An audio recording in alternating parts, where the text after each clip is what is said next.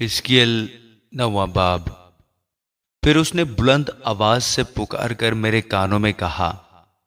کہ ان کو جو شہر کے منتظم ہیں نزدیک بلا، ہر ایک شخص اپنا مہلک ہتھیار ہاتھ میں لیے ہو،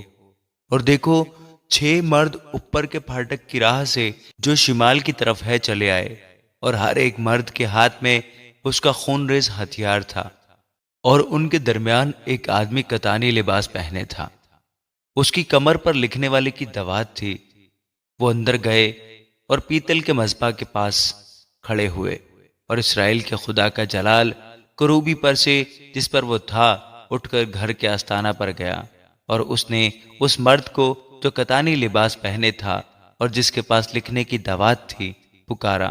اور خداوند نے اسے فرمایا کہ شہر کے درمیان سے، ہاں، یروشلم کے بیچ سے گزر، اور ان لوگوں کی پیشانی پر جو ان سب نفرتی کاموں کے سبب سے جو اس کے درمیان کیے جاتے ہیں آہیں مارتے اور روتے ہیں نشان کر دے۔ اور اس نے میرے سنتے ہی دوسروں سے فرمایا، اس کے پیچھے پیچھے شہر میں سے گزرو اور مارو، تمہاری آنکھیں رعایت نہ کریں اور تم رحم نہ کرو، تم بوڑھوں اور جوانوں اور لڑکیوں اور ننھے بچوں اور عورتوں کو بالکل مار ڈالو، لیکن جن پر نشان ہے ان میں سے کسی کے پاس نہ جاؤ، اور میرے مقدس سے شروع کرو۔ تب انہوں نے ان بزرگوں سے جو ہیکل کے سامنے تھے شروع کیا، اور اس نے ان کو فرمایا کہ ہیکل کو ناپاک کرو اور مقتولوں سے صحنوں کو بھر دو،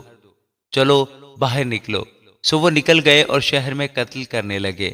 اور جب وہ ان کو قتل کر رہے تھے اور میں بچ رہا تھا تو یوں ہوا کہ میں منہ کے بل گرا اور چلا کر کہا، آہ اے خداوند خدا،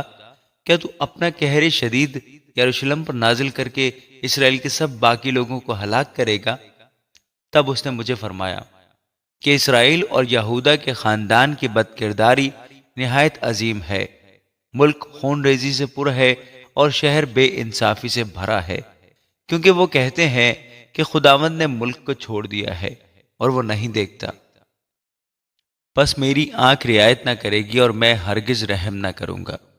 میں ان کی روش کا بدلہ ان کے سر پر لاؤں گا۔ اور دیکھو اس آدمی نے جو کتانی لباس پہنے تھا اور جس کے پاس لکھنے کی دوات تھی، یوں کیفیت بیان کی جیسا تو نے مجھے حکم دیا میں نے کیا۔ آمین۔